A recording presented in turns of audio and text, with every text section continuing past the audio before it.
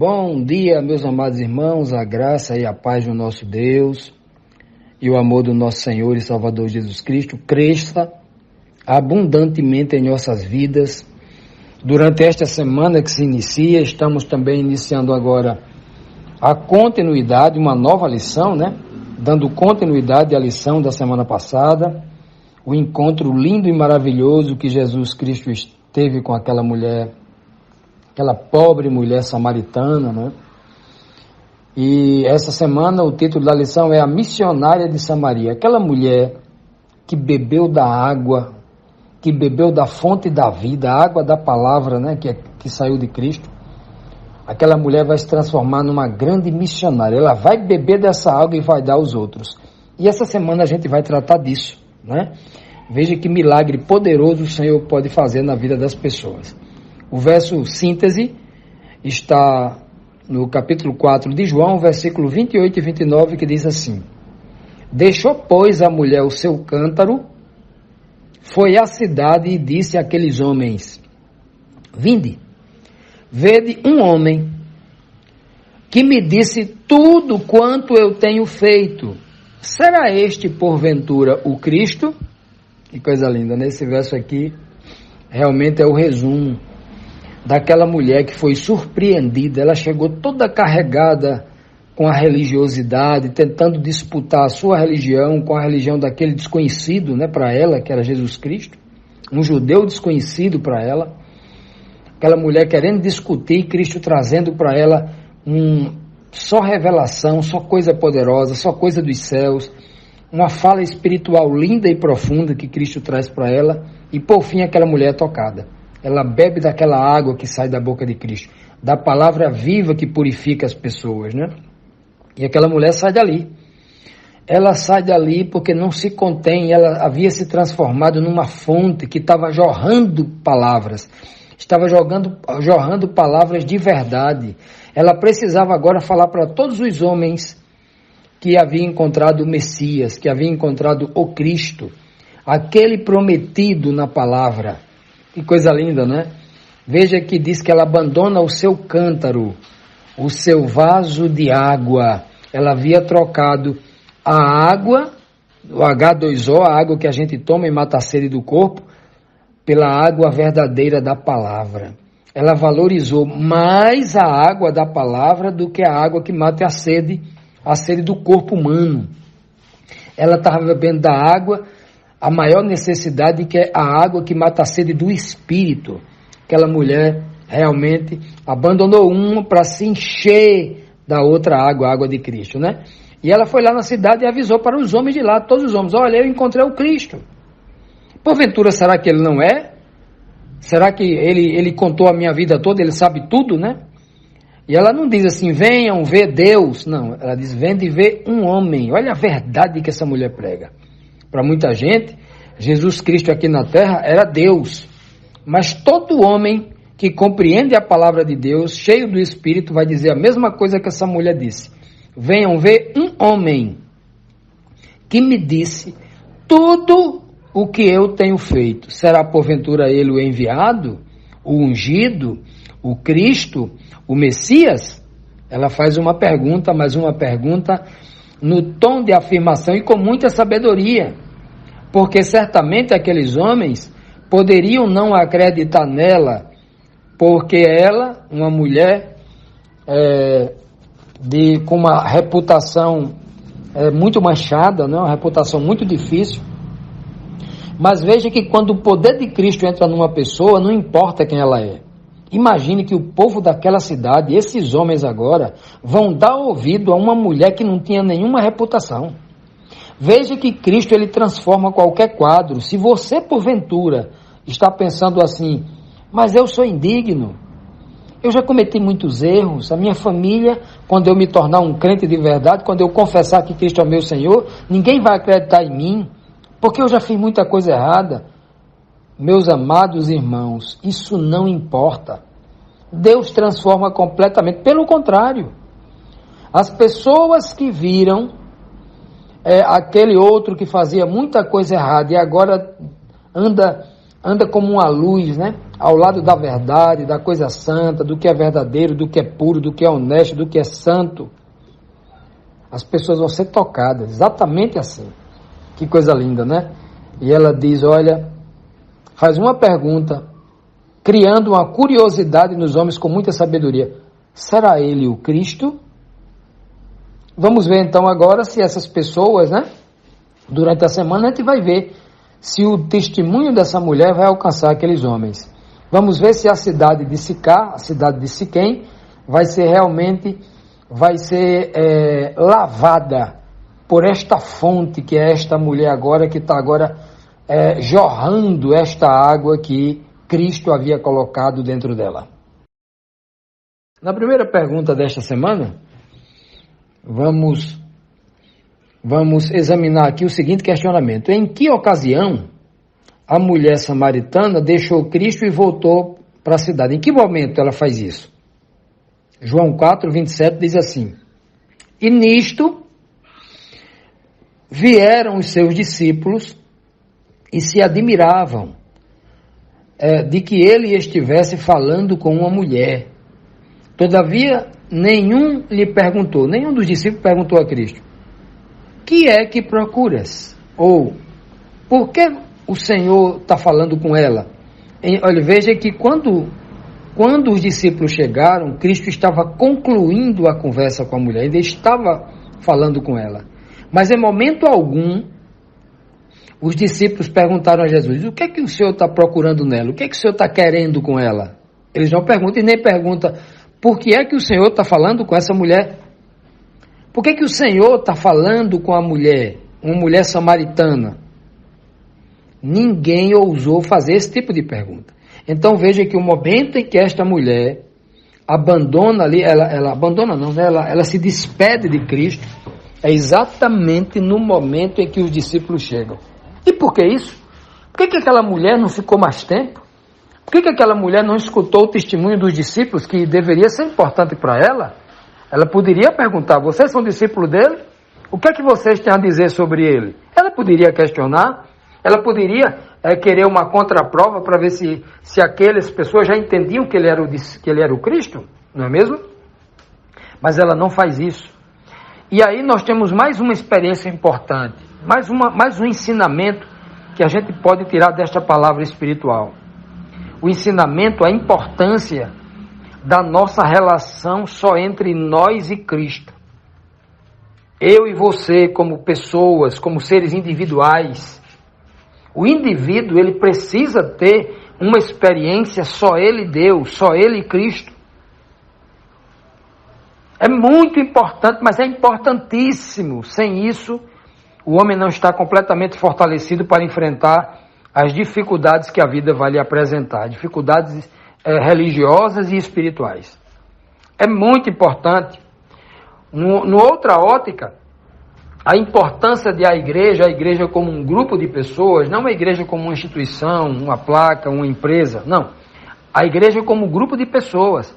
Essa igreja ter uma relação íntima, próxima, somente com Cristo.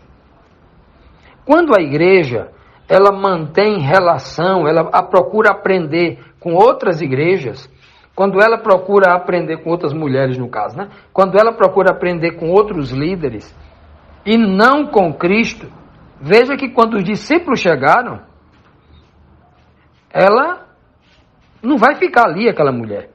Porque ela já tinha conversado com quem interessa, com quem manda, com quem pode, com quem tem a sabedoria, com quem pode ajudar, com a pessoa realmente com quem as pessoas devem conversar. Não é porque a mulher não podia conversar com discípulos. Claro que podia. Não é porque é errado a mulher conversar com discípulos. Claro que não é errado. Mas a comunhão com quem você deve aprender, a quem você deve obedecer, é somente a Cristo. Cristo é o mestre. Cristo é esse mestre. Cristo é quem pode nos ensinar. Todo membro que não mantém uma relação íntima com Cristo, com certeza, não está fortalecido o suficiente para ser vencedor como ele é, né? E então, bem claro aqui, né? E outra coisa, Os discípulos nem ousaram perguntar para Jesus Cristo por quê. E deveria perguntar por que é que o mestre daria satisfação, sendo ele o Senhor.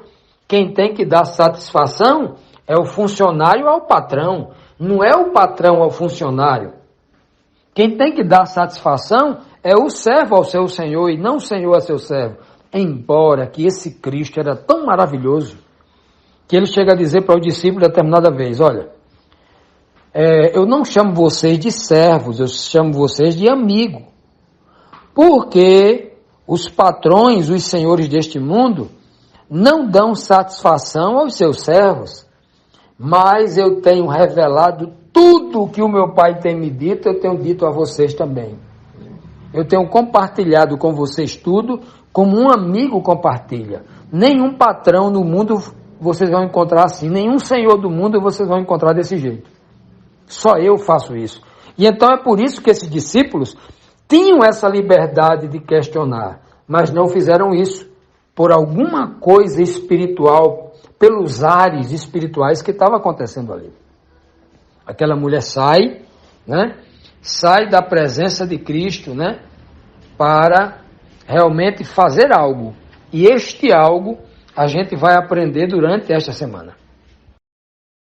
Continuando, amados, vamos agora para a segunda pergunta de hoje, que nos questiona assim: a mulher deixou Cristo por causa dos discípulos ou porque Jesus disse algo que tocou o coração dela profundamente? Veja que na última resposta que a mulher disse, ela falou assim, moço, né? Ela diz assim, olhe, quando o Cristo vier, quando o Messias vier, ele vai nos tirar todas essas dúvidas, vai nos esclarecer de tudo. Isso está lá no verso 25. Aí Cristo responde exatamente agora o que vai tocar o coração dela. A resposta de Cristo é, antes dos discípulos chegarem, disse Jesus, eu o sou. Esse Cristo que você aguarda, esse Messias que você aguarda, eu o sou. Eu que falo contigo, sou o Messias. Você já imaginou?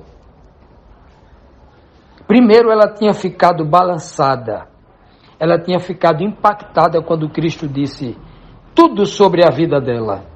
E ela disse, Senhor, eu vejo que tu és um profeta. Porque ela não estava tratando Cristo como um Senhor. Ela estava tratando Cristo como uma espécie de judeu. Você é judeu, como se o judeu fosse um inimigo dela, como se fosse alguém que veio ali para menosprezar ela, como os outros judeus viviam menosprezando, desprezando os samaritanos, porque os seus comportamentos e as suas falas enxergavam os samaritanos como pessoas impuras e eles como superiores. É assim que ela estava enxergando o Cristo. Mas a partir do momento em que Cristo fala tudo da vida dela, ela diz, Senhor, vejo que és profeta. Então ela já estava com o coração ali, né, tocado por isso. E agora quando Cristo, olha, quando o Messias vier, então a gente vai saber tudo. Quando o Cristo diz assim, eu sou o Messias. Eu sou o Cristo a quem você está aguardando esse tempo todo. Que todas essas pessoas estão aguardando. Não se fala noutra coisa nas sinagogas, no povo de Israel, aqui nas tribos do norte, aqui na região de Samaria, na região de Nazaré, em toda a Judéia. Não se fala noutra coisa. Assim como nós hoje estamos falando sempre da segunda vinda de Cristo, daqui a pouco Cristo volta. Assim era o povo daquela época, que estava aguardando o Messias, o descendente de Davi, vir à terra para trazer todas as respostas. E então ela diz isso, quando Cristo diz assim, eu sou o Messias, que coisa linda, né? Isso é poderoso demais. Sabe qual é outra coisa que a gente vê aqui nesse texto? Isso é muito tocante, né? Nós que, quando analisamos com cuidado e enxergamos isso, é muito tocante. Porque Cristo começou o ministério lá no capítulo 2.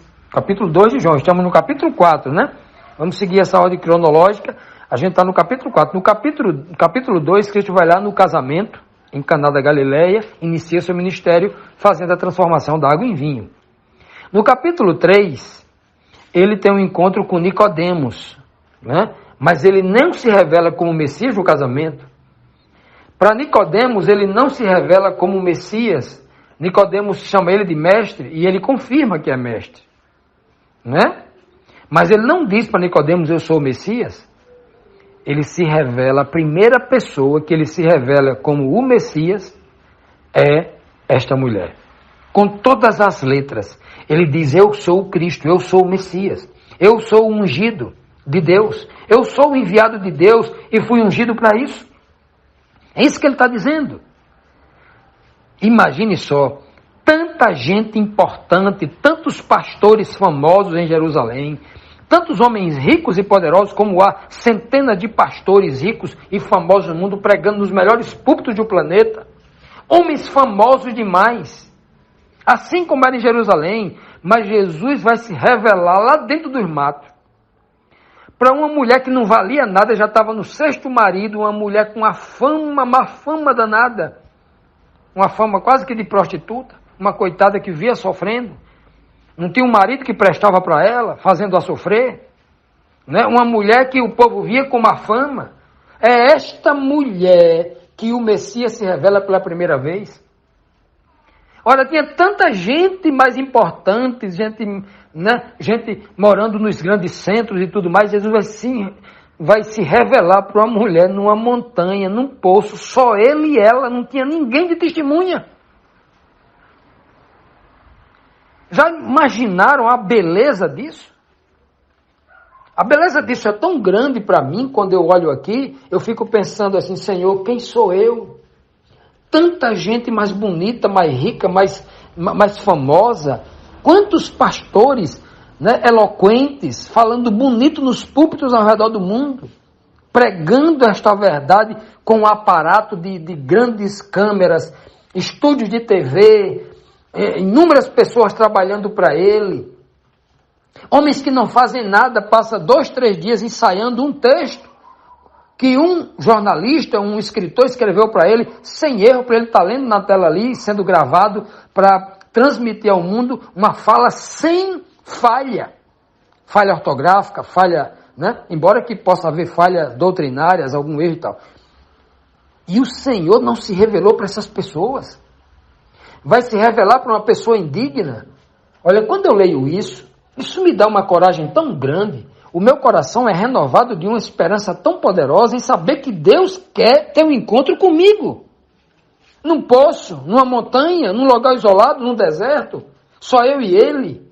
Já imaginou o que o Senhor quer transmitir com isso? Se você se acha indigno porque você não tem curso de teologia, porque você não tem habilidade de pregar o evangelho, porque você gostaria muito de conhecer a Deus, mas tem medo porque cometeu alguns erros, porque você se acha indigno, você olha para um monte de crente que já tem 60 anos de igreja, que já disse para você que leu a Bíblia não sei quantas vezes de joelho, e isso vai lhe inibindo, achando que você não é nada diante de Deus, que Deus não quer contato com você, que Deus não vai falar com você. Essa história maravilhosa desmonta tudo isso. Prova que Deus vem buscar, como Cristo veio, né? Em busca dos pobres, daqueles que eram excluídos, daqueles que... É para essas pessoas que Ele se revela. Meus amados, nós não temos desculpa para dizer, porque a minha igreja é pequena, porque eu não sei ler direito, porque a minha mente é difícil de decorar um verso, porque eu tenho dificuldade de compreender a Bíblia. Não é desculpa, Deus está querendo se revelar para cada um de nós. Meus amados, que coisa linda, não é? Que coisa linda. Cristo diz para aquela mulher, uma pobre mulher, num lugar ermo, eu sou o Cristo, eu vim falar só com você. Que coisa linda, né? Você foi a primeira pessoa que eu me revelei como Cristo. Você entende esse privilégio? Amados, que nós continuemos buscando esse Cristo maravilhoso, que veio trazer e revelar o seu Pai, esse Deus maravilhoso que se preocupa com cada um de nós. Pode ter certeza, Deus está olhando para você. Cristo está intercedendo por você. E esse encontro está marcado, só depende de mim e de você. Que o Senhor nos abençoe.